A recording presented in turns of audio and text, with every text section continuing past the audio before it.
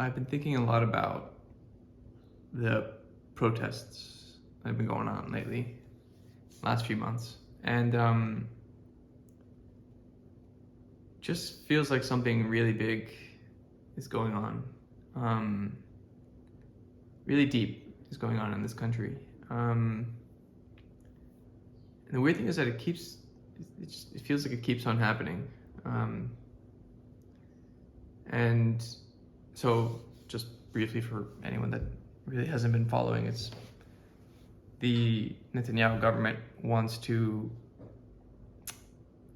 anyway, make a series of reforms to the judicial system, and the critics say that it would weaken the court so much that it would just be the end of democracy, in a nutshell. And the supporters of the reform say that these are necessary reforms, that the judicial system has too much power, it has a left-wing bias, or a secular bias anyway, against what will likely become the majority of the country. And this is anti-democratic, right? Broadly speaking, those are the two camps. And it's just the way that the debate has been played out is, it just keeps on.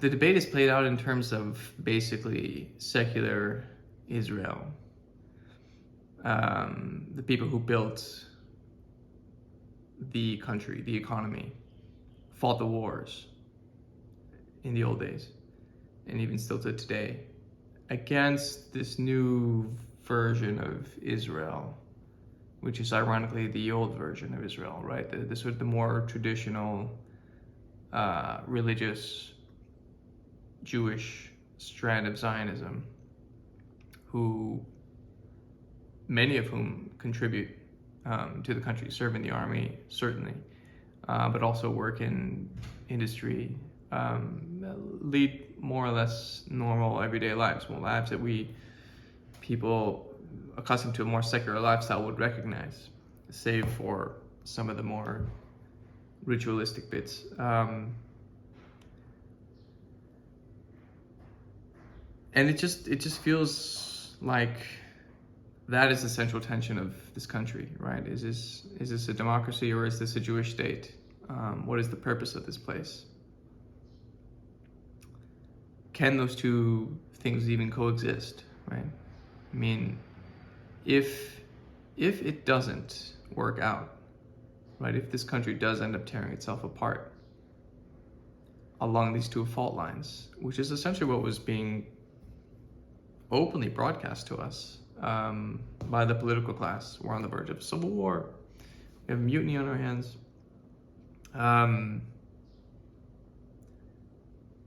Then obviously the answer is that we failed to make that work.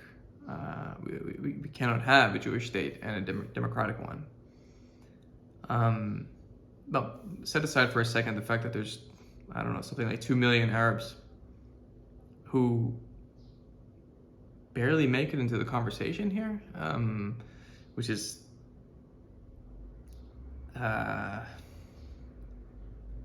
it's a pretty big hole, I think, in the public discussion, certainly for a democracy. You would think that a functioning democracy would have a voice for 20% of its constituents. So let's put that aside for a second, because it's a complicated issue, but it sort of distracts from the issue that I want to talk about, which is, well, can this work? Can we be a democracy? Can we be a state for Jews? Now, I think the answer is yes. And I think we have to stop pitting those two ideas against one another. And here's the reason why. So the way that most secular Jews who live in this country, and even maybe outside the world, they look at the religious types and they see an other. They see someone who cannot grasp the basic concepts of modern secular democratic society. And there's definitely something to that, but I also just don't think that's true. Not totally anyway. So here, I'll give you an example. A couple months ago, I did an event in Tel Aviv with Moshe Koppel, who is the founder of Kohelet Policy Forum, this libertarian conservative think tank that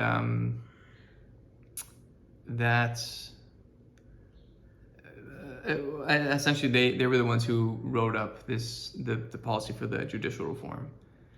It's their brainchild, his brainchild, if you want.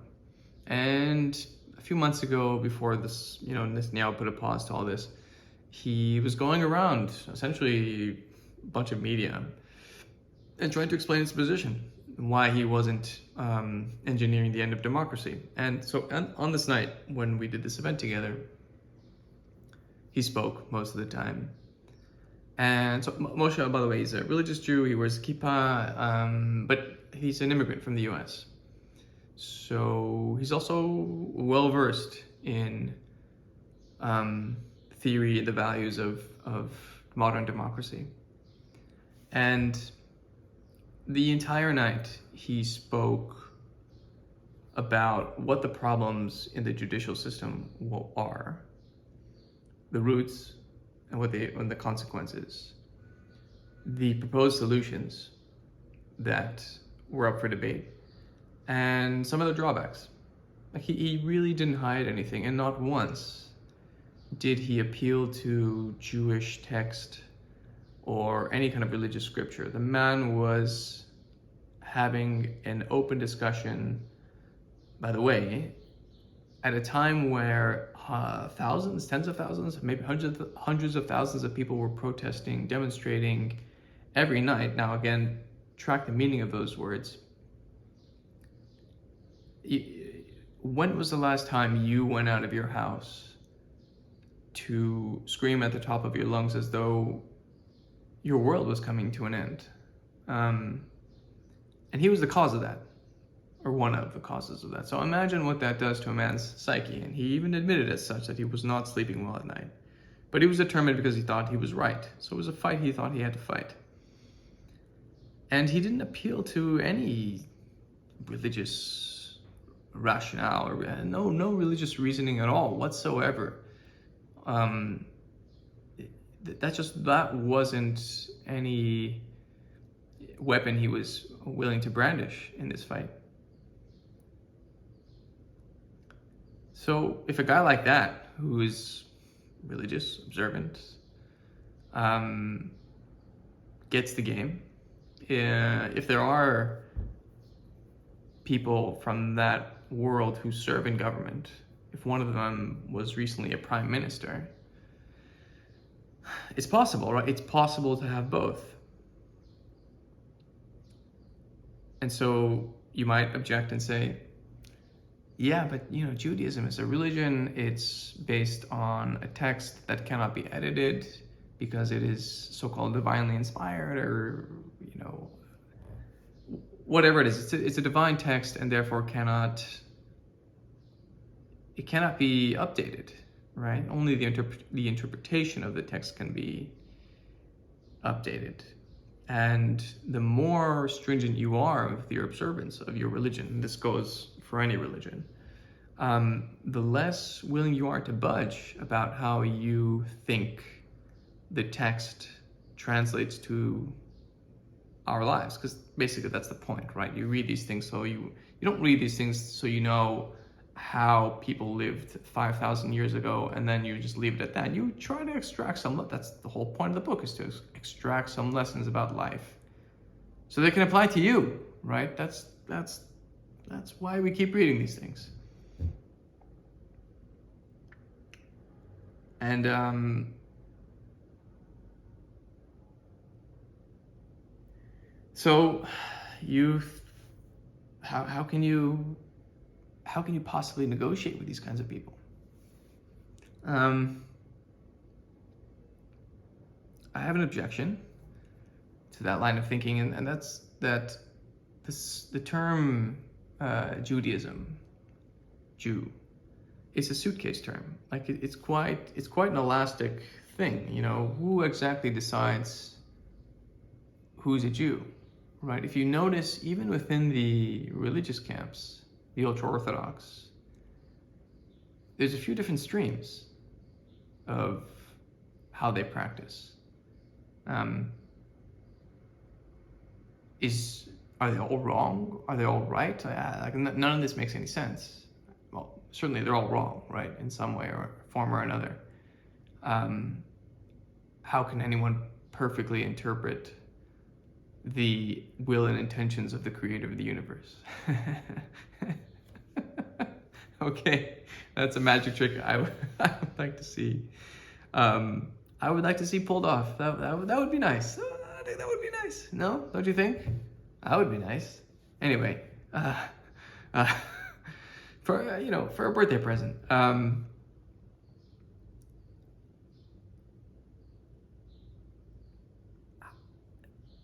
It's obvious that people are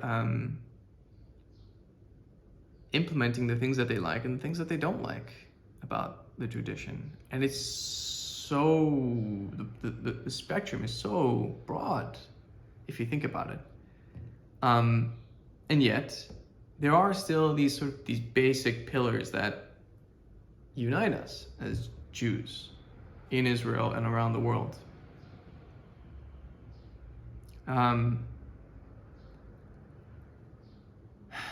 The question is it worth hanging on to those things? Is it worth having a country grounded in that tradition?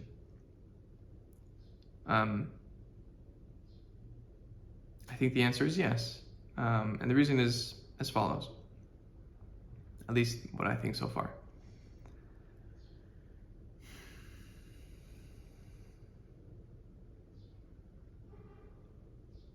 If I look back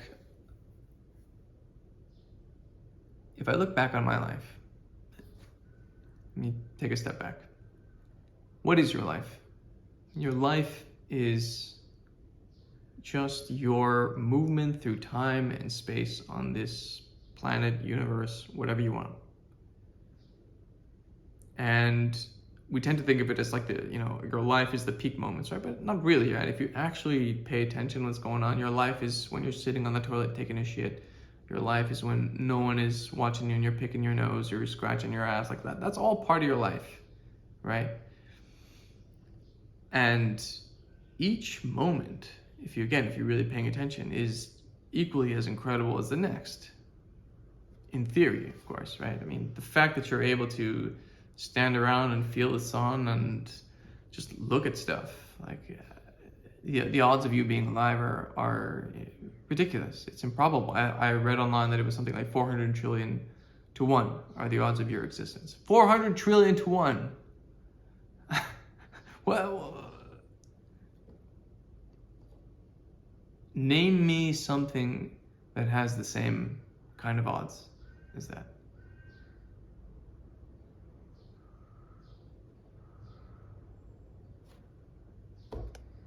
And so that's our predicament, right? And we had the fact that we're alive. It's this spectacular thing, but we can't live that way, right? Like obviously we can't live that way, because if I'm in a state of bliss picking my nose, I'm not gonna get much done. and the thing is that we have to get things done, right? We live in the real world. We have to eat and find shelter and find love and help one another. Like all these things happen, and you can't just be obsessed with our own predicaments at all times. So some moments in our lives matter more than others do. At least that's certainly the way they feel, and that's why you have these so-called peak moments, right? And if I just look back on my life, I've got my marriage, my wedding, the birth of my kids, my 3 sons, my so-called entrance into manhood, my own birth, the death of my grandmother. These are moments, major moments of life. And they were all saturated by Judaism. Now, again, I'm not a particularly observant Jew, in the sense that my whole day isn't full of Jewish ritual. But here's another one. Like every Friday night, this goes back to my childhood, even. It's special. I mean, my wife cooks a lovely meal. We have guests over, and it's always great. It's always a lovely atmosphere. And my kids, they love it. They complain, like, why isn't someone coming over for Shabbat dinner? And we have these little things to spoil them. You know, they get a nice little dessert, and it's just, we're marking this time in our lives every week to stop all the madness that's going on in our lives.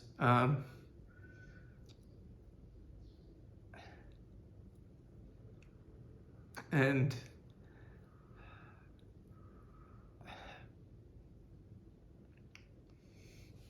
remember what's important.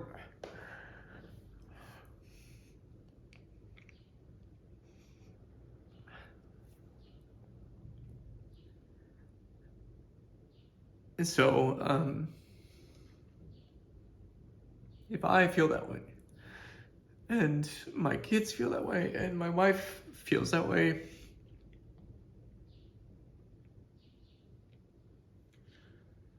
and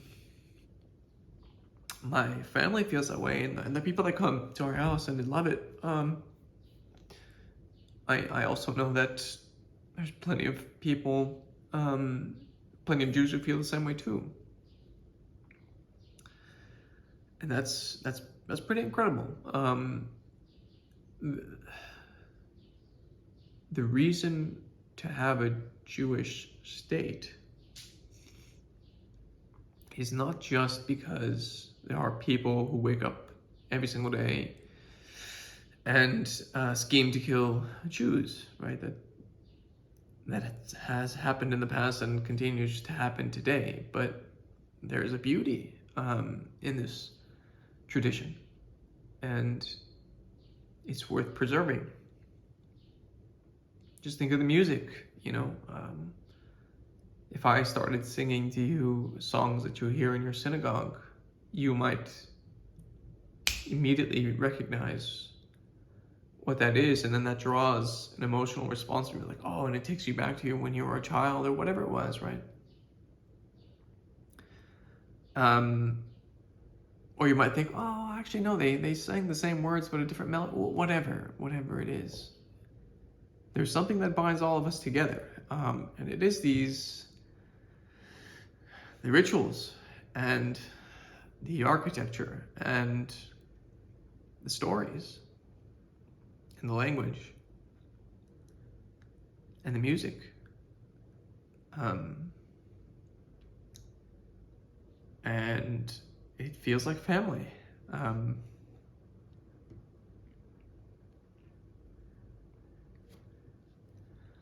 So, you know, it hurts to see my family talk about themselves in a way that I feel isn't really productive. So the other day, yesterday I think, actually, I was watching a show, Succession. A show about, I guess it's based on the Murdoch family. The father figure who builds his media empire, he has 4 kids, and essentially they're good for nothings, right? They grew up with a silver spoon attached to their mouths, and they have this misplaced sense of entitlement, I think, because of my last name and all the achievements of my father, who was apparently like some sort of a street fighter, a scrappy, street smart. businessman, genius, savant, we get to also do those things, right? Like it's genetic, it's not earned. And of course, the real world does not work that way. And people, the next versions of the father figure, his name is Logan Roy, they are out there, right? They're coming up and they see these entitled kids and they're going to eat them for breakfast, right? They know exactly what to do with these people. They're just tougher and smarter and frankly more ethical than these other kids. So there's all this sort of machinations going on behind the scenes. And anyway, there's one episode where the daughter Shiv, she's about to get married, and she meets up with two of her brothers on a boat, and they're smoking a joint, and she's plotting the destruction of her family business because she is the political advisor of a presidential candidate who wants to destroy the family business. The other son wants to do a leverage buyout takeover with the sworn enemy of his father. Fucking crazy. And the other one is working inside the company, but also just dubious, whatever, right? Just horrible things that that people, these siblings, can do to one another. Like, just genuinely terrible. And basically, until where I've gotten right now in the story, or in the show, is that the father figure, Logan, he's obviously much smarter than these kids and knows the kinds of games that they're playing, and is tough. Like, he's really tough because you just won't let any of this nonsense destroy what he built.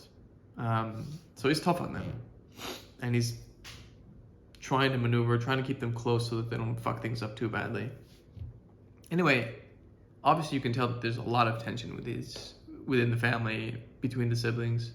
But anyway, they're smoking this joint because she's about to get married, and there's all this drama going on, and at some point they just decide, like, I'm happy for you, Shiv, says one of the brothers, and they have a hug, the three of them.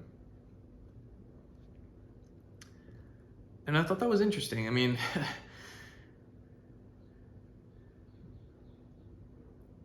siblings who can plot such terrible things against one another can still find the time to say, that's what a sibling is, right? I mean, you know your brother and sister. You know, you've seen the shitty parts of them. You've seen the nice parts about them. You know that they're fucked up. You know how fucked up they are. But you love them, right? You love them. And hopefully there's a person at the top that knows how to steer the ship and keep things in place, more or less. I guess, yeah, that brings me to my point, right? I mean, I'm disappointed, I guess, in the leadership of this country. On the one hand, it's an impossible job. I mean, think about it. Think about what it is to be a prime minister of this country, right? So I had Ari Haro on my podcast a couple months ago. Ari Haro was the former bureau chief for Benjamin Netanyahu a couple years back. And I asked him, like, man, this job, it's impossible. How do you do it? You know, like, I compared that to, I had this weird fantasy where you compared it to the prime minister or president, I don't even know, of Switzerland, whatever they have over there. Because who knows? Who pays attention to the political situation in Switzerland? I don't know. I certainly don't. And, you know, like that guy probably packs it up at 7, goes home, watches his Netflix like all of us. Like, what is the constant drama and emergency that's going on in Switzerland? I don't know, but here it's nuts, and of course it is, right? Ari said something like, this is a country of 5 million prime ministers, and it's like, yeah, the stakes are pretty high for people here. One mistake really can cost us quite a lot. So people get pretty animated. and they are paying attention. You know, and I'm not even talking about like Iran building a nuclear bomb and wiping us all out, although that's, you know, it's a pretty big concern to keep in the back of your mind. But I mean, we have kids, right? And we send them to the army, and some of those kids have to do horrible things. And what does that do to a person? How does that shape the trajectory of their life? And is that the right thing to do? I mean, as a parent, you know, it's not an easy decision, right? It's not an easy thing to contemplate. It's hard. It's not good, you know? So you've got that kind of pressure, right?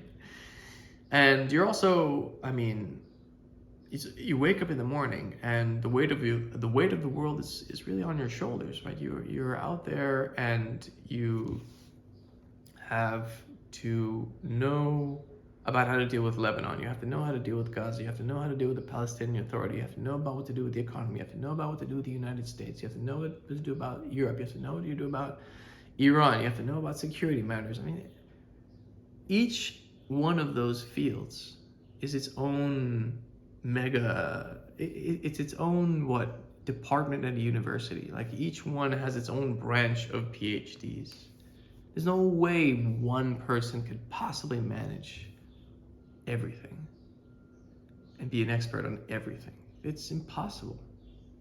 It's impossible.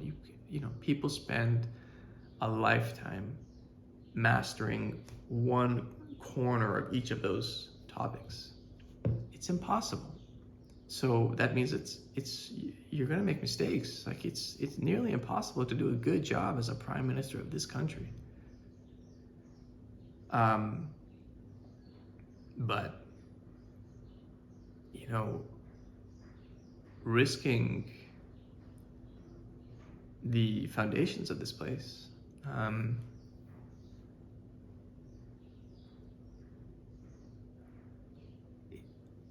look, I don't know. I don't know what it's like to be in those shoes. I don't know. I don't know what that man is thinking, Netanyahu in this case. I have no idea. Like, it would be extremely arrogant of me to say that a guy who's butted heads with Barack Obama and President Trump and Vladimir Putin and MBS and MBZ and, you know, the people with tremendous amounts of power and armies behind them, and, you know, not to mention outcompeted some of the smartest and most accomplished people in this country for many, many years running. It's really arrogant for me to say that I know what that guy is thinking and how he thinks and how many steps ahead he is. I have no idea, right? But as a person, I can probably, I think it's safe to say that his legal situation flashes through his mind sometimes. And in what regard he's thinking these things through, does he really believe he's truly innocent? I have no idea. I really, really don't know. You know, has he been corrupted by power? Like, does the guy think that because he's gone through life literally jumping from elite institution, devoting his entire life to public service, leading the country, creating a peace deal, like, does he think he's sort of the chosen one and therefore, you know, he has to go out on his terms once he feels like he's accomplished that? I have no idea, right? I have no idea, you know? Is he the Logan Roy type and all the other silly children who feel entitled? You know, maybe that's his mentality. I have no fucking clue, right? But I just don't think that it's useful or productive to lose sight of the fact that we have a lot more in common with one another than we think. And we have a lot more to lose if we continue down this path than we have so far realized. Well, that's not true. I mean, people are demonstrating, so they're quite animated by that concern, but we have to be able to do this better. This is a place that is not only important to Jews, it's also important to Muslims, it's also important to Christians, and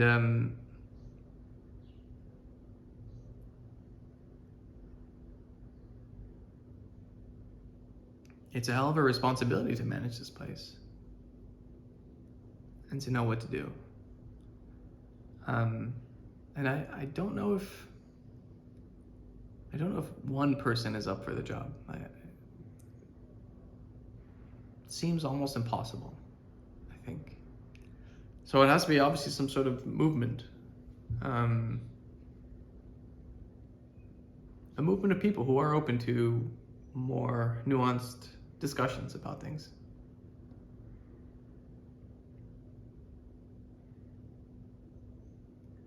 And where is that nuanced discussion?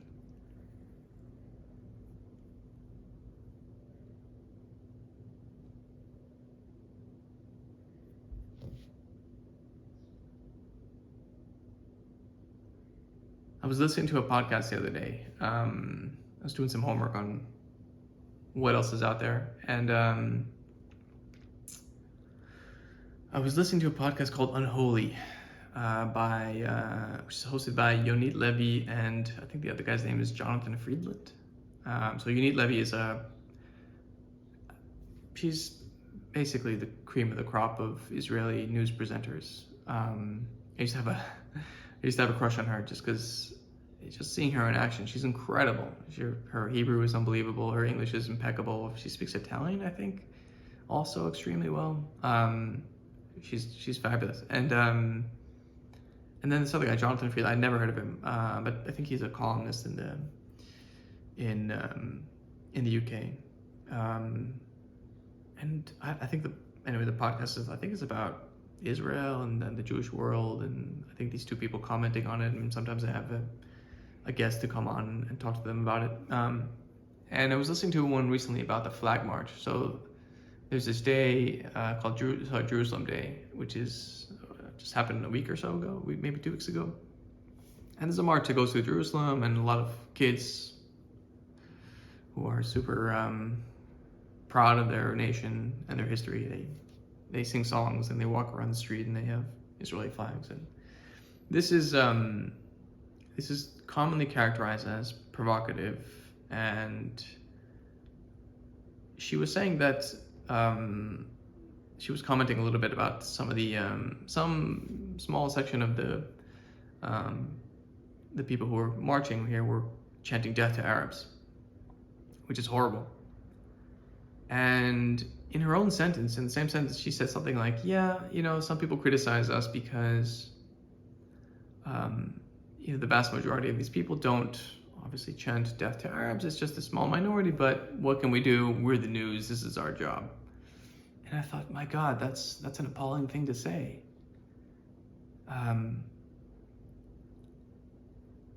No, your job is to provide the proper context so that we understand exactly what's going on here. And then the other guy, Jonathan Friedland, he's saying, yeah, and flags. I think he brought it back to his days covering something in Ireland, and he's just very uncomfortable with the idea of national pride and showing and any sort of public feelings of national pride. Again, I thought, with all due respect, fuck off. That's your feeling, fine, no problem, but what are you trying to say? So someone who's proud of their heritage is a racist? No, if the vast majority of the people who are on this flag march don't chant death to Arabs and are just happy that they live in a Jewish country and so on and so forth, and they're in a they're in a context where they could say their racist feelings if they had them, right? And say death to Arabs because other people are doing it, right? Not many, but the opportunity is there to not feel like a fucking racist piece of shit, and they don't do it. The vast majority of them don't do it. I think the vast majority of them are, if you ask me, probably pretty sensible. They may have some positions, maybe, I don't know. But do they really want to kill all Arabs? I doubt it. I doubt it.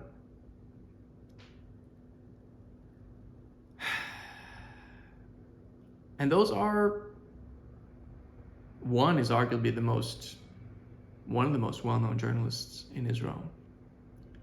And the other, I don't know, I think he's got also a high profile in the UK.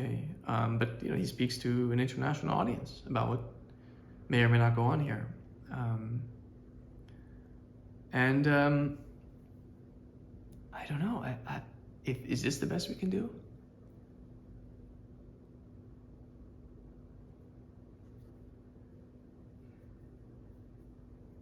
Really?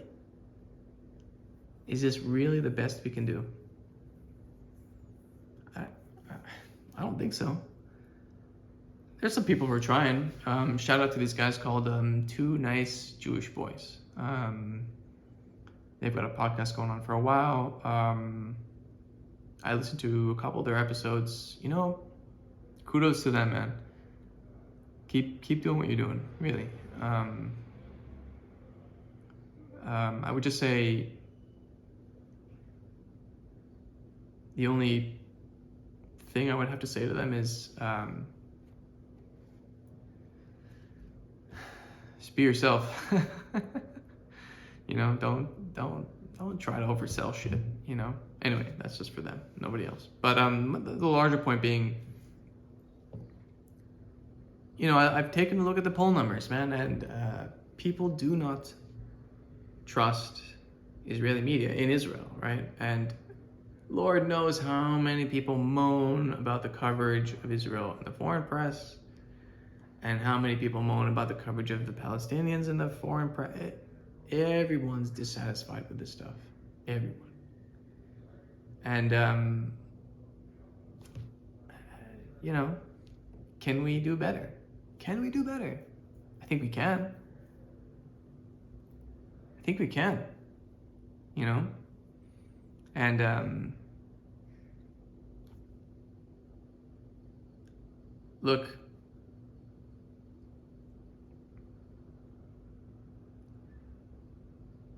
I really, really, really, really admire Joe Rogan. Think what you want about the guy, whatever, but that guy, he is living his life on his own terms. He is his own man. And you think, so? It's like, what? No. That's a big deal. It's a big fucking deal. We're all trying to put on an act about how good we are in this or how good we are in that, and how many of us feel that we're not exactly where we ought to be in our professional lives? I mean, certainly growing up as teenagers and as kids, we're also trying to fit in. Like, it's, it takes a lot of work and a lot of courage, man, to be yourself, to be authentic, to be, and if you are yourself, people have no choice but to trust you, right? If you lay out exactly who you are, then there's no mystery, right? You know what the person is after. Now, it's never a perfect thing, right? I'm sure Joe has had his up and down moments, moments where maybe he sort of shrank back from the pressure and all that kind of stuff. But, think about it. Like, that guy was under crazy attack in COVID. Still the same guy. He had the entire media establishment the fucking stock of Spotify was tanking, you know, that is a lot of signals that people are not happy with your performance, right? And he's like, but why? What am I doing wrong? I'm just trying to figure stuff out. And hopefully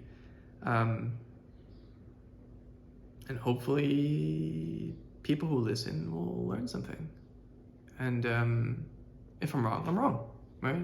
There's no shame in it. Like, we're wrong all the time. So, yeah, I mean, isn't that the appropriate attitude to take to this place, right? Now, we can't be naive, you know. Again, the stakes are really, really high, but isn't an unfiltered search for truth the best option we have? I think so. That's kind of what I've been thinking about for the last, I don't know, 6 months, maybe more. But I think there's a real opportunity here to do something special, and to learn, and to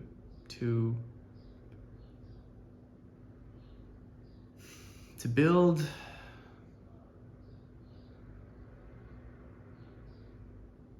something. I don't know what it is. I won't bullshit you. I have no idea. I really don't. But it feels real. It feels real, and it feels noble, I think. You know, that's what I would like to do. The only problem is I need help. I need a lot of help. I can't do this on my own. Forget it. But yeah, if anyone is interested to help, I'm open to discuss. I have a general idea of what this ought to look like, but I think the first thing I need is your support, you know, and just, if you like this stuff that I just said, and it makes sense to you, and it rings true to you, and it's personal to you, and you feel like it's in the right direction, don't kill me if I've messed up 5 points here and there. If you generally agree with the thrust of things, then subscribe to my podcasts, share this, I don't know, help me spread the word.